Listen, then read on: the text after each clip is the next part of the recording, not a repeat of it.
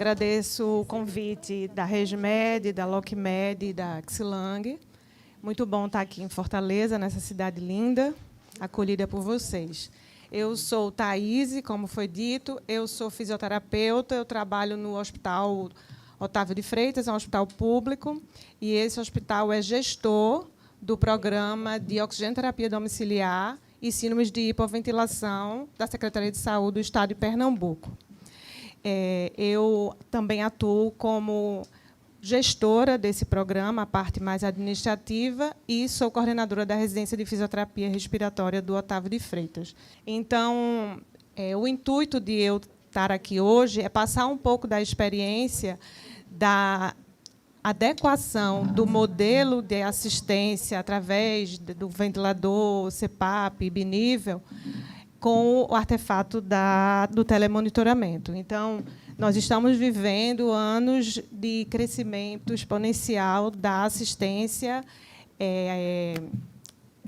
aprimorada pela telemedicina, pela telesaúde. E, dentre os pilares dessa telesaúde, temos a telemonitorização ou telemonitoramento. Próximo. Eu vou falar do segmento do programa referente à síndrome da apneia obstrutiva do sono ou apneia obstrutiva do sono, que é uma condição crônica, uma comorbidade de alta prevalência mundial, que a gente sabe que é caracterizada por limitação do fluxo respiratório parcial ou total, tendo como grandes principais consequências a fragmentação do sono e a hipóxia intermitente, que leva a cascata inflamatória e consequências sabidas na literatura do ponto de vista metabólico, cardiovascular e neurocognitivo. Essa via aérea limita a passagem de ar por vários fatores, deformidades anatômicas, complacência da via aérea, instabilidade de tônus neuromotor e a própria instabilidade do centro respiratório. Próximo. Então, é uma condição de prevalência muito alta. O Brasil é um dos países que tem o quantitativo maior, a gente está vendo ali. Próximo, por favor. E é uma doença, como várias outras, subdiagnosticada. A gente trata só a ponta do iceberg. Vários fatores estão relacionados a essa limitação do tratamento, condição socioeconômica e também o conhecimento técnico do profissional na ponta.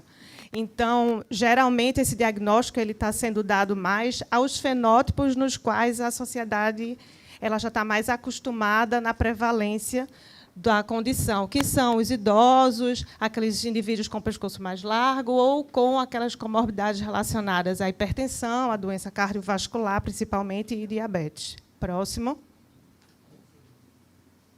Então, aqui eu mostro para vocês uma imagem para remeter um pouco ao diagnóstico. O que é o diagnóstico? Como eu falei, a presença da obstrução ao fluxo de ar. Essa obstrução ao fluxo de ar ela pode ser quase total, cerca de 80% de redução desse fluxo, ou uma redução parcial, ultrapassando 40%, 60% de redução, chegando por volta de 10 segundos. Nesses gráficos aqui, eu estou sem o apontador para vocês.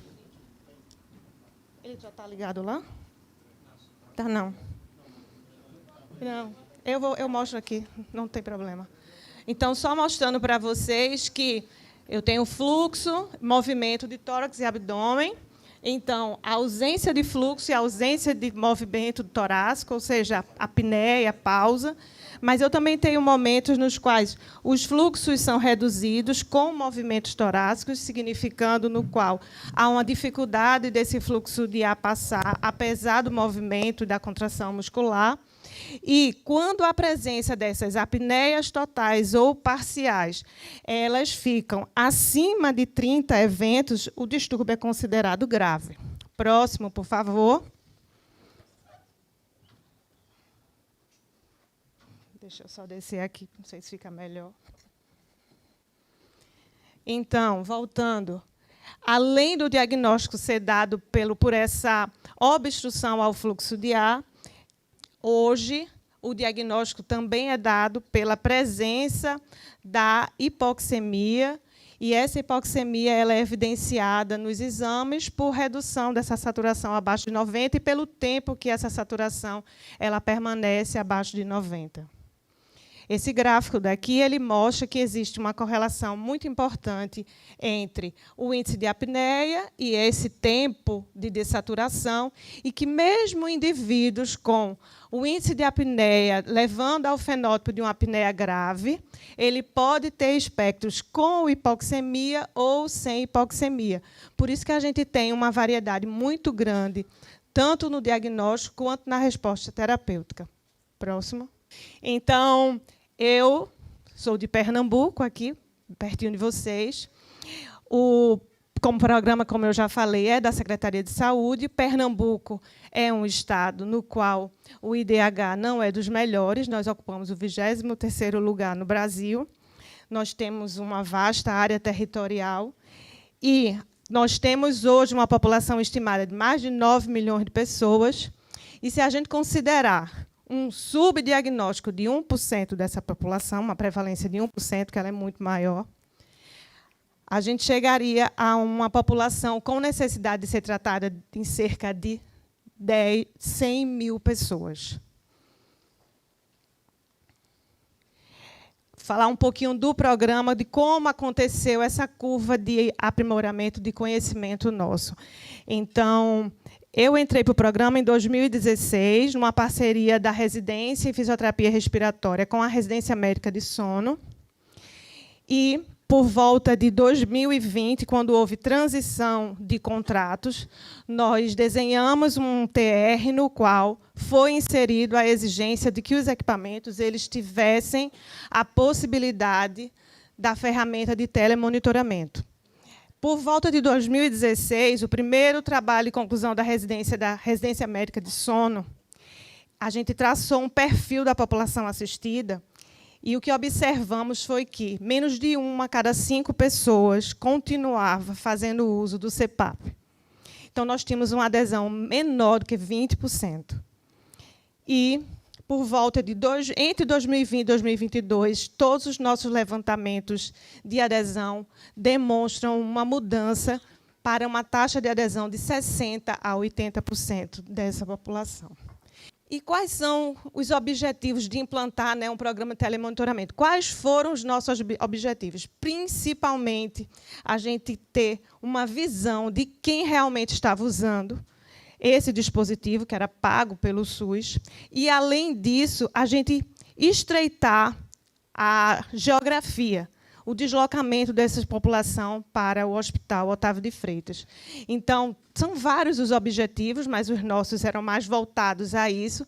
Mas o que é que nós podemos observar com o conhecimento, com o aperfeiçoamento de cada um profissional da equipe técnica? Que também podemos trabalhar na dose terapêutica ideal e no diagnóstico continuado dessa população. Alguns problemas surgem, dificuldades principalmente Nordeste, população com o DH mais baixo, uma classificação socioeconômica mais prejudicada, e a gente teve dificuldade com a utilização de alguns dispositivos que não usavam a tecnologia GSM, porque precisava mais que o paciente ele tivesse uma participação maior nesse telemonitoramento. Hoje, a gente tem todos os equipamentos com a tecnologia GSM. E o que é que a gente busca com esse gerenciamento macro dos dados? A gente busca alguns sinais que possam dizer que aquele paciente está bem assistido ou ele não está bem assistido. Ele está bem com a adesão adequada ou não está com a adesão adequada. Esses parâmetros são adesão, questão de tempo de uso, o parâmetro do vazamento e o parâmetro do índice de apneia e hipopneia residual, mesmo após a instituição da estratégia terapêutica. E a gente hoje trabalha com parceria com a ResMed, tentando fazer com que a gente consiga analisar a nossa amostra total de 800 pacientes com apneia do sono, de modo a classificá-los em boa adesão, má adesão, mas não só isso, aqueles que têm uma pior adesão por conta do índice de apneia e hipopneia mais alto, aqueles que têm vazamento mais elevado. Esse fluxograma aqui, ele é muito parecido com o que nós utilizamos lá no Hospital Otávio de Freitas. Ele foi publicado em 2020 e foi um posicionamento da Associação Brasileira de Medicina do Sono. Eu vou ter que subir, porque aqui está sem... Só para tentar mostrar a vocês aqui. Então, sigam comigo aqui o fluxo, no qual o telemonitoramento, o primeiro ponto a ser observado é quem está usando mais ou menos de que 4 horas. Por que 4 horas? A grande parte dos estudos de 2 décadas vem reproduzindo esse marco terapêutico. Mas o que vem sendo observado nos últimos estudos é que o impacto verdadeiro em doenças, principalmente cardiovasculares, ele está relacionado a pelo menos 6 horas de uso e um percentual próximo aos 100% do tempo de sono.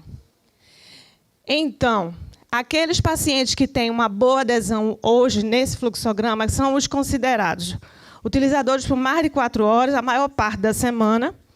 E aí, se esses pacientes não usam essa maior parte da semana, as 4 horas, eles são classificados como de baixa adesão. Após essa classificação, o que é visto? Ele usa bem, ele usa 4 horas, então a gente vai ver se ele tem uma boa adaptação, se os parâmetros estão adequados. Avalia-se o índice de apneia e hipopneia residual. Os dispositivos eletrônicos, cada um com a sua tecnologia, eles são capazes de identificar se ainda há dificuldade do fluxo de ar passar e reproduzindo para a gente o nível de apneia, se é uma apneia central, se é uma apneia obstrutiva. Estou falando bem rápido, porque disseram nos 10 minutos, eu estou correndo aqui para dar tempo. Então, a identificação dos índices da presença da obstrução, eles usam como ponto de corte 10 eventos por hora. Então, se esse índice de apneia e hipopneia ele tiver menor que 10, é como se ele passasse nesse ponto de corte. Se ele for maior que 10, tem que se investigar o porquê que essa presença da obstrução ainda está ocorrendo. Além do tempo do índice de apneia e hipopneia, é observado vazamento. E aí, esse vazamento, para cada equipamento, existe também um ponto de corte, no qual ele precisa ser considerado, para saber se aquele equipamento ele é capaz ou não de compensar aquela fuga, aquela dita fuga intencional. Só que, se a gente pensar o seguinte, se eu tiver um grande vazamento, os dados referentes ao índice de apneia e hipopneia, eles podem estar não acurados. Então, essa sequência do fluxograma proposto pela Associação Brasileira de Medicina do Sono, ela é uma boa proposta, mas quando esses pacientes eles têm alto nível de vazamento, essa acurácia aqui ela é perdida. Então, a gente precisa estar analisando não só o índice residual, como também a presença dessa fuga não intencional. E aqui a gente vê, se ele tiver uma grande fuga, o que é que eu preciso ver? Ajuste de máscara, principalmente. Qual o tipo de máscara, qual a fixação e a necessidade ou não do uso de mentoneiros. Também publicado em 2021, outro fluxograma referente ao telemonitoramento, que também é bem simples, se assemelha à nossa rotina clínica, no qual é vista a complacência média, a adesão, ponto de corte de 4 horas por noite, é visto se há um vazamento presente ou não, no qual tem que se ajustar a interface, e é visto se ele tem o índice de apneia, a presença ou obstrução maior que 10 eventos por hora. Se assemelha muito à proposta terapêutica do hospital. Aqui é um exemplo do que nós vivemos, porque a implantação do serviço via telemonitoramento ela aconteceu, como eu falei, em 2020, mais ou menos fevereiro, março, abril. E todos nós lembramos que esse período foi o início da pandemia. Então, a a adaptação, a inclusão inicial de pacientes novos precisou ser à distância. Então, vídeos foram feitos, entregues, ligações. Foi um período assim, de muito aprendizado para a gente, mas foi um período também muito difícil de ser gerenciado. Então, e havia, além de tudo, uma pressa, uma cobrança do governo, do hospital, porque a gente estava com um contrato vencido e a gente precisava de uma legalidade jurídica nessa prestação de serviço. Então, os aparelhos foram entregues, tentaram ser entregues numa velocidade máxima para que a gente pudesse fazer essa transição. E aí, após um ano de entrega, a gente começou a lapidar o que é poder gerenciar esse uso através da ferramenta do telemonitoramento. E hoje nós colhemos os frutos de uma taxa de adesão por volta de 70%, 80%. Falando de 800 pacientes assistidos através do programa de suporte ventilatório à apneia do sono. Nós seguimos modelos semelhantes ao da Associação Brasileira de Medicina do Sono, do qual nós realizamos as consultas, as teleconsultas desses pacientes inseridos no programa a cada 7 dias, no início. A primeira semana ela é muito importante para que a gente garanta o sucesso na assistência através do CPAP. 7, 15, 21 e 30 dias, observamos os 3 principais pilares, que é tempo, vazamento e o índice de apneia e hipopneia. E o que é que hoje nós temos no programa? Já falei para vocês, esse dado está desatualizado, a gente passamos do nível de 800 pacientes com apneia do sono. Esses aparelhos de baixo são os aparelhos disponibilizados pelo nosso programa. Aqui mostrando para vocês o nível de atendimento através da telemonitorização, o nível de atendimento presencial e o nível total de atendimento. Só para que vocês vejam como, do ponto de vista de gestão, nós conseguimos incrementar essa assistência através do telemonitoramento. Logística, estrutura, espaço físico, tudo isso pode ser otimizado através da teleconsulta e do telemonitoramento. Esse levantamento de adesão ele foi feito em junho, julho, no qual nós tivemos 78% de nossa amostra com um tempo de uso maior que 4 horas, que é o ponto de corte previsto na literatura. Mas é importante também ver, aqui em cinza, que cerca de 40%, próximo a 40% da nossa amostra usa mais de 6 horas, que é aquele ponto de corte defendido na literatura como capaz de reduzir mortalidade, principalmente por doenças cardiovasculares. Esse gráfico daqui é um gráfico de macrogerenciamento que foi fornecido através da plataforma eView da ResMed, e ele mostra para a gente como é a adesão nesse primeiro mês. Então, o que é que mostra aqui para a gente? Nesse mês de julho de 2021, 10 novos pacientes entraram, e todos eles, no primeiro mês, chegaram ao ponto de corte de excelência em tratamento, ou seja, 100% de adesão. E aqui nós temos a oscilação desse nível de adesão, a gente vendo aqui poucos meses sendo abaixo de 70%. Esse outro gráfico também demonstra, com as barras em azul, que a nossa população, grande parte, sua maioria, ela chega ao ideal de uma adesão adequada, com uma adaptação adequada no primeiro mês, mostrando a efetividade de estar mais próximo ao paciente. E nós que vivemos o oposto. Lembrando, a gente tinha uma adesão menor que 20%. Aqui é um exemplo do que a gente segue a nossa vida, né? É uma paciente que ela tem um check da adesão ao tratamento ok. 93%, tudo verde, aprovada.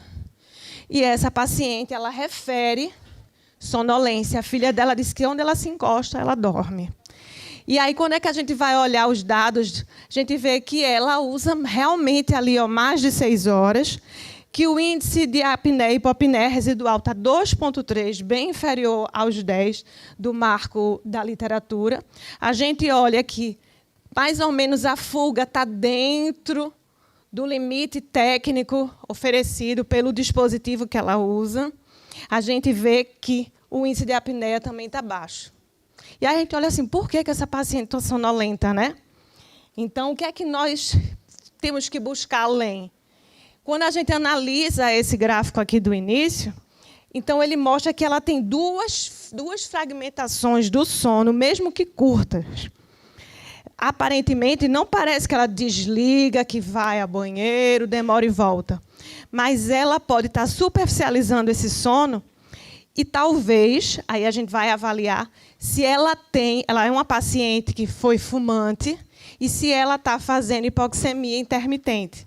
Então, nós vamos adicionar o módulo da oximetria para poder analisar se ela tem qualidade de sono.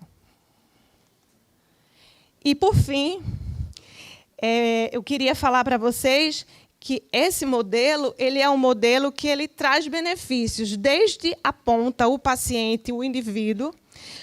A gente tinha paciente que saía de meia-noite de casa para pegar uma vaga numa ambulância, num carro da prefeitura, TFD, para chegar ao Otávio, com o seu aparelho, para que a gente tirasse o cartão, fizesse a leitura e dissesse, muito bem, continue assim.